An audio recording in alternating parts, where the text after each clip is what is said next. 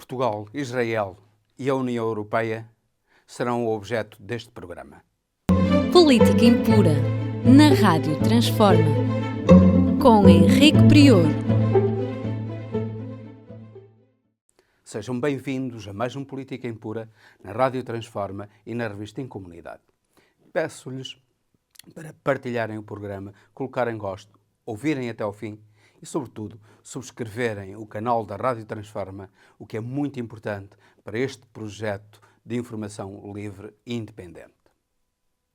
Comecemos por falar de Portugal e, em primeiro lugar, do caso que assume foros de repugnância do inquérito parlamentar potestativo levado a cabo pelo Chega relativamente ao caso das gêmeas.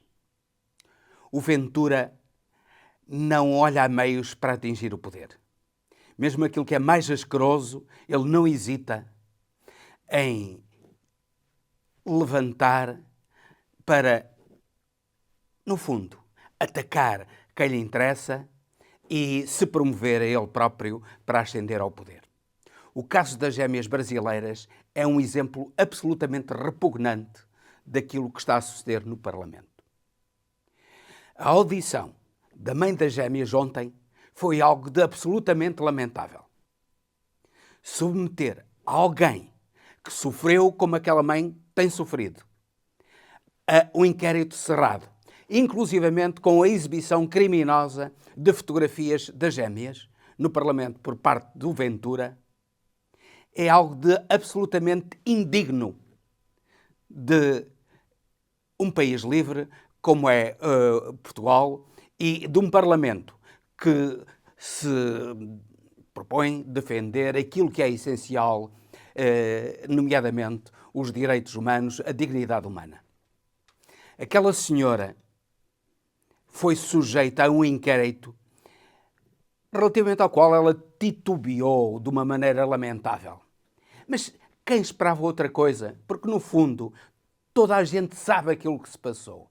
Toda a gente sabe que houve ali uma cunha do Presidente da República para o Lacerda Salles e que o Lacerda Salles deu instruções para que às meninas fosse ministrado um medicamento que ainda está em fase experimental e que para cada uma delas custou 2 milhões de euros.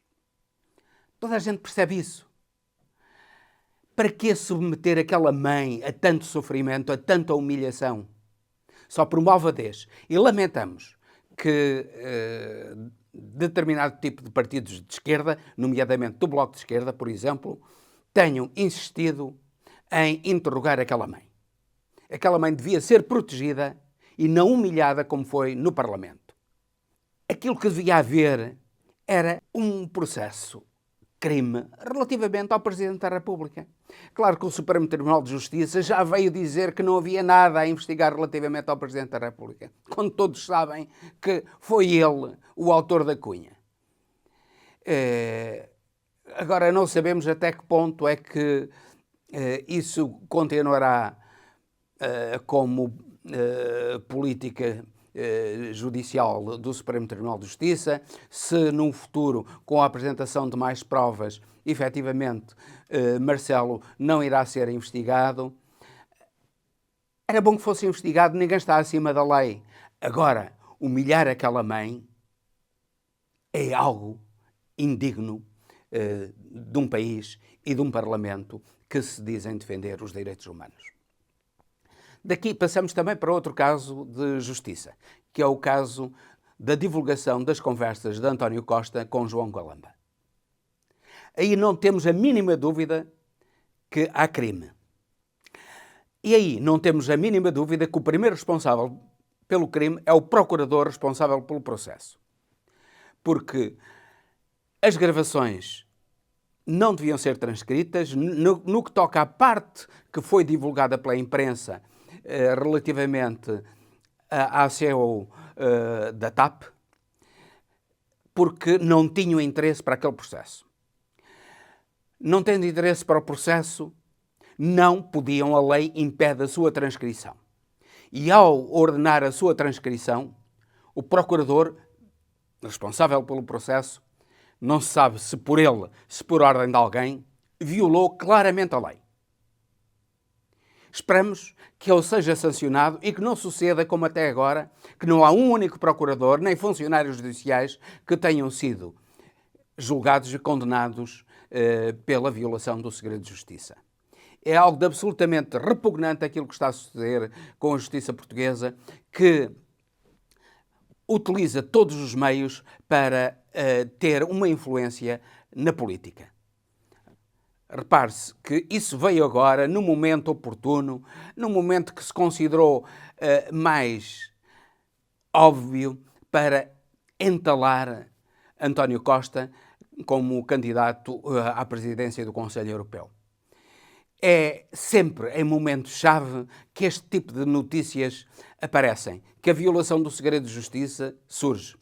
E a senhora Procuradora-Geral da República, que é tão abundante em explicações sobre tudo e sobre nada, até em coisas de que ela não devia dar explicações absolutamente nenhumas, a senhora Procuradora-Geral da República mantém-se muda e queda sobre isso. Disse apenas que está a correr um inquérito, isso em nada é, porque aquilo que nós iremos verificar é que este tipo de situações continuarão e a justiça continuará a ser em Portugal, como já é noutros países, como foi no Brasil, como é noutros países, neste momento, manipulação da política e da informação que é dirigida aos cidadãos e o domínio dos cidadãos por gente da extrema-direita ou da direita em geral é feita não através dos militares, não através da violência, não através da corrupção, mas através do sistema judicial que, utilizando este tipo de informação, no momento apropriado, ela destrói quem entende querer destruir. Já dissemos aqui que devia ser crime divulgar informação relativamente a processos em curso antes de haver acusação. Voltamos a repetir que deveria ser crime divulgar informações, nomeadamente estas transcrições das conversas entre António Costa e João Galamba, que foram agora divulgadas, devia ser crime essa divulgação. E os meios de comunicação, não só os magistrados e funcionários judiciais. É curioso que o presidente do Sindicato dos Funcionários Judiciais veio já agora em defesa dos funcionários judiciais, como se todos nós não sabemos que há funcionários judiciais que recebem dinheiro por transmitir as notícias que os órgãos de comunicação pretendem que sejam transmitidas. É neste pé que estamos e, portanto, só uma lei que proíba a divulgação dessas notícias antes de haver uma acusação acabará com esta bandalheira que está a suceder no nosso país. E daqui passamos para Israel. Eu trago aqui artigos de dois órgãos de comunicação aparentemente totalmente contrários, mas coincidem numa coisa. O primeiro é do Tehran Times, o Times de Teherão, um jornal, um dos maiores jornais do Irão, cujo título de um artigo é o seguinte: Relógio apocalíptico marcando a aniquilação de Israel. Depois, com outro artigo, mais baixas israelitas em Gaza. Um outro artigo é de uma revista completamente afeta ao Departamento de Estado americano, que é a Foreign Affairs. A Foreign Affairs diz o seguinte, na edição de 21 de junho. O Hamas está a vencer. Porque é que a estratégia fracassada de Israel torna o seu inimigo mais forte? É esta a verdade daquilo que está a acontecer. na guerra entre Israel e o Hamas. Ou melhor, na guerra entre Israel e os palestinianos. Na verdade, como já tínhamos dito aqui há bastante tempo, Israel está a ser derrotado nesta guerra. Diz que já eliminou 14 mil militantes do Hamas. O Hamas diz que foram 7 mil. O Departamento de Estado americano aponta para 10 mil militares do Hamas aniquilados. Só que por cada militante do Hamas aniquilado na guerra, vão aparecer mais militantes do Hamas, mais soldados revolucionários do Hamas, porque, como já reconheceu muita gente do setor militar israelita, nomeadamente um porta-voz das Forças de Defesa de Israel, o Hamas não pode ser derrotado. E não pode ser derrotado porque é uma ideologia. E sendo uma ideologia, as ideias não se derrotam. Não se derrotam com uma guerra. Aliás, isso é reconhecido também pelo Haaretz, talvez o melhor jornal de Israel, que diz o seguinte: Al-Sisi e Erdogan já aprenderam que não se pode erradicar ideias. Netanyahu não. Netanyahu talvez tenha aprendido que ele não consegue erradicar ideias. Repare-se que a guerra que estava agora no sul de Gaza já está a passar para o centro e para o norte, porque está a envolver o Hezbollah. E neste momento o Hamas está muito mais forte do que estava em 7 de outubro. Isso é reconhecido por todos, não só pelos jornais afetos ao Hamas, não só pelo Tehran Times, mas também pela revista Foreign Affairs. Só Netanyahu não o quer reconhecer, porque ele insiste que vai eliminar o Hamas, sabendo que não consegue eliminar o Hamas. Netanyahu faz isto tudo para sobreviver à prisão. E, neste momento, já há mais que um consenso a nível internacional de que a única solução para a não destruição de Israel é a política dos dois Estados. Dois Estados que possam conviver em paz. O Departamento de Estado americano já percebeu isso, ainda não tinha percebido até agora, e grande parte dos países a nível mundial estão a reconhecer já o Estado palestiniano, sendo lamentável que Portugal ainda não o tenha feito. E, do modo geral, que a União Europeia ainda não tenha reconhecido também um Estado palestiniano. Está a ser mais papista que o Papa a União Europeia.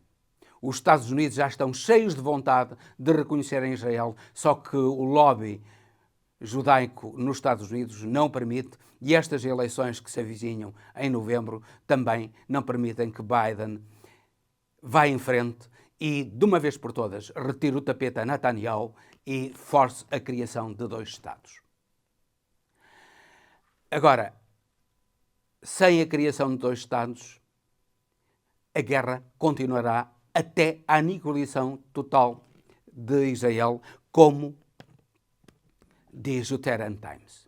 Porque não só não vence o Hamas de Israel, não só Israel não vence também o Hezbollah. Repare-se que o Hezbollah tem estado a atacar Israel, tem enviado drones para vigiar instalações militares de Israel. O Hezbollah tem uma força incomparavelmente superior à do Hamas. E o Departamento Militar israelita reconhece que o Hezbollah tem força para aniquilar Israel, nomeadamente, por exemplo, assim, num prazo de 3 ou 4 dias, para destruir completamente as instalações de energia elétrica de Israel. E isso levaria inevitavelmente Israel ao colapso.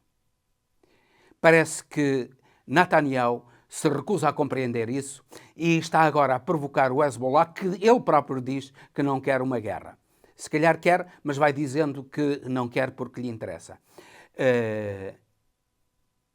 Israel tem de recuar e recuar urgentemente para que a sua sobrevivência como nação, como povo que habita aquela região da Palestina, não seja posta em causa. Finalmente, falaremos da União Europeia e das sanções que acaba de aprovar contra a Rússia. A União Europeia está a fazer o harakiri de maneira lenta. As sanções contra a Rússia só têm prejudicado a União Europeia.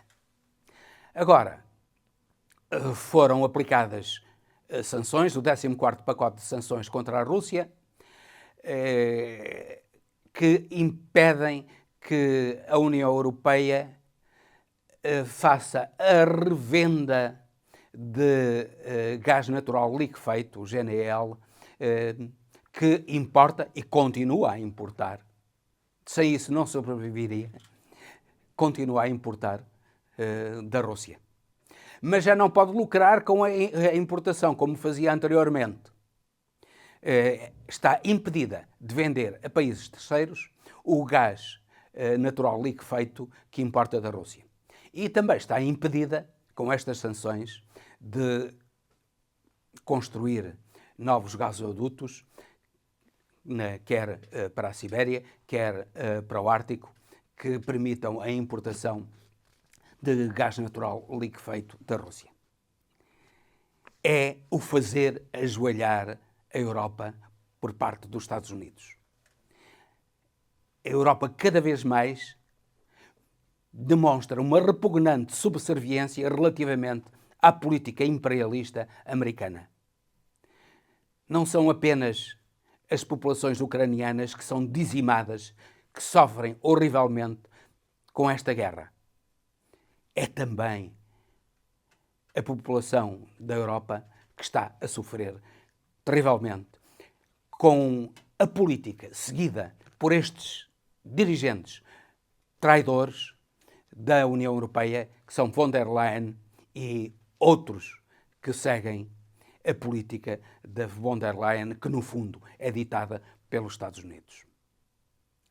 E com isto termino, despedindo-me com amizade. Até ao próximo Política Impura, pedindo-lhes que partilhem este programa, coloquem gosto e, sobretudo, subscrevam o canal da Rádio Transforma, o que é muito importante para este projeto de informação livre e independente. Política Impura, na Rádio Transforma, com Henrique Prior.